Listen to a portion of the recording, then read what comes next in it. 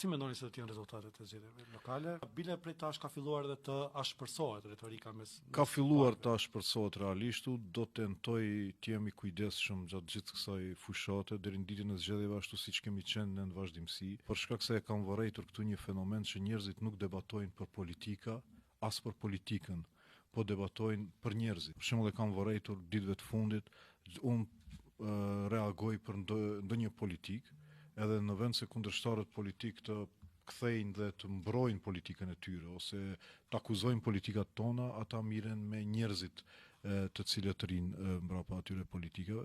Unë shpresoj që do arrijmë të ruajmë nivelin e debatit publik këtu. Kujtoj se situata është paksa bardhëzi. Shqiptarët asnjëherë nuk kanë qenë në gjendje më të vështirë, më të nënçmuar, më të poshtruar se tani.